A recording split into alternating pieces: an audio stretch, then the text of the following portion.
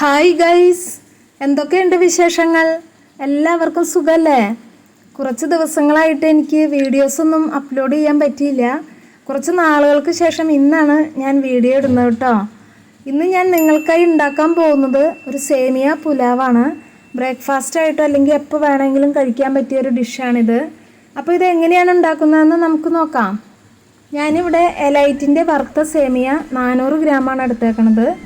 ആദ്യം നമുക്ക് 3 table spoon വെളിച്ചെണ്ണ ഒഴിച്ചു കൊടുക്കാം. ഇതിലേക്ക് 4 പച്ചമുളക്, മീഡിയം വലിപ്പത്തിലുള്ള ഒരു കഷ്ണം ഇഞ്ചി പൊടിയായി അരിഞ്ഞതിട്ട് മൂപ്പിച്ചെടുക്കാം. നന്നായിട്ടൊന്നും മൂത്ത് വരേണ്ട ആവശ്യമില്ല കേട്ടോ, ചെറുതായിട്ടൊന്ന് മൂത്ത് വന്നാൽ മതിയാവും. പിന്നെ ഇഞ്ചിയും പച്ചമുളകും ഇട്ടത് നിങ്ങളെ കാണിക്കാൻ പറ്റിയില്ല, അപ്പോഴത്തേക്കും എൻ്റെ ഫോണിൻ്റെ ക്യാമറ ഓഫായി പോയി ഗൈസ്. ഇനി നമുക്കിതിലേക്ക് 2 വലിയ സവാള പൊടിയായി അരിഞ്ഞത് ഇട്ട് കൊടുക്കാം. സവാളയും നല്ല ബ്രൗൺ കളറാവുന്നവരെ ഒന്നും വഴറ്റി കൊടുക്കണ്ട, ഇതുപോലെ ഒന്ന് വഴന്ന് വന്നാൽ മതിയാവും. ഇനി നമുക്കിതിലേക്ക് 2 വലിയ തക്കാളി ചെറുതായി അരിഞ്ഞത് ഇട്ട് കൊടുക്കാം. തക്കാളി വെന്തുടഞ്ഞ് കുഴഞ്ഞ് വരുമൊന്നും വേണ്ട കേട്ടോ, തീ കൂട്ടിയും കുറച്ച് വെച്ചിട്ട് ഒന്ന് തക്കാളി വഴറ്റിയെടുത്താൽ മതിയാവും. ഇപ്പോൾ നമ്മുടെ തക്കാളി ചെറുതായിട്ടൊന്ന് വഴന്ന് വന്ന് എണ്ണയൊക്കെ തെളിഞ്ഞ് വന്നിട്ടുണ്ട്. ഇനി നമുക്കതിലേക്ക് ആവശ്യത്തിന് വേണ്ട വെള്ളം ഒഴിച്ചു കൊടുക്കാം. ഞാൻ ഈ മൊന്തയ്ക്ക് നിറയെ 3 മൊന്ത വെള്ളം ഫുള്ള് ഒഴിക്കുന്നുണ്ട് കേട്ടോ. നമ്മുടെ സേമിയൊക്കെ ഒന്ന് വെന്ത് കിട്ടണമല്ലോ, അതിന് വേണ്ടിയിട്ടാണ്. ഇനി ആവശ്യത്തിന് വേണ്ട ഉപ്പ് ഇട്ട് ഇളക്കിയ ശേഷം മൂടി വെച്ച് തിളയ്ക്കാനായിട്ട് വയ്ക്കാം. അപ്പോൾ നമ്മുടെ വെള്ളം നന്നായി വെട്ടി തിളച്ചിട്ടുണ്ട്. അതിലേക്ക് എടുത്ത് വെച്ചിരിക്കുന്ന സേമിയ ഇട്ട് കൊടുക്കാം. സേമിയ ഇട്ടൊന്ന് നന്നായി ഇളക്കിയ ശേഷം 10 മിനിറ്റ് നേരം നമുക്കിതൊന്ന് ലോ ഫ്ലെയിമിൽ ഇട്ടിട്ട് വേവിച്ചെടുക്കാം. ഇടയ്ക്കൊന്ന് ഇളക്കി കൊടുക്കാൻ മറക്കരുത് കേട്ടോ, കാരണം ചിലപ്പോൾ അടി പിടിക്കാൻ സാധ്യതയുണ്ട്, അതുകൊണ്ടാണ്. ഇപ്പോൾ ഞാൻ മൂടി തുറന്നു, നമ്മുടെ സേമിയൊക്കെ വെന്ത് പാകമായിട്ടുണ്ട്. പക്ഷെ കുറച്ച് വെള്ളമുണ്ട് അതിൽ, അത് കുഴപ്പമില്ല. ഇനി നമുക്കതിലേക്ക് മീഡിയം വലിപ്പത്തിലുള്ള 2 ക്യാരറ്റ് ഗ്രേറ്റ് ചെയ്തത് ഇട്ട് കൊടുക്കാം. അരമുറി നാളികേരം ചെറിയതും ഇട്ട് കൊടുക്കാം.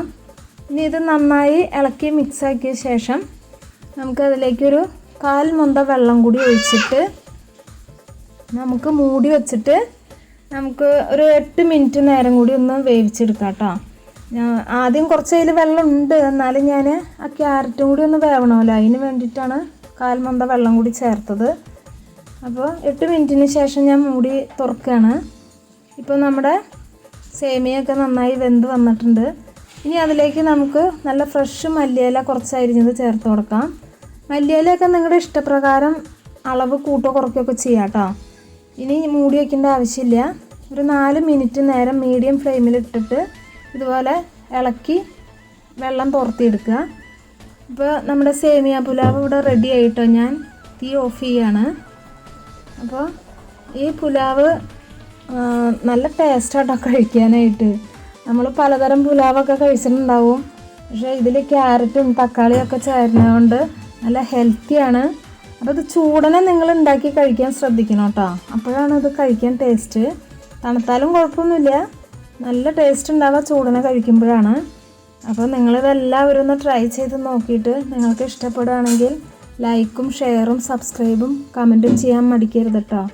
നിങ്ങളുടെ പ്രോത്സാഹനമാണ് എൻ്റെ ബലം. ഞാൻ എനിക്കറിയാവുന്ന റെസിപ്പീസുമായി വീണ്ടും വരുന്നതാണ്. പുറത്ത് നല്ല മഴ കേട്ടോ, ഇതിൻ്റെ ഇടയിലാണ് ഞാൻ നിങ്ങളായിട്ട് വീഡിയോ ഷെയർ ചെയ്യണത്. നിങ്ങൾക്ക് ചിലപ്പോൾ മഴ കേൾക്കാൻ പറ്റുന്നുണ്ടാവും.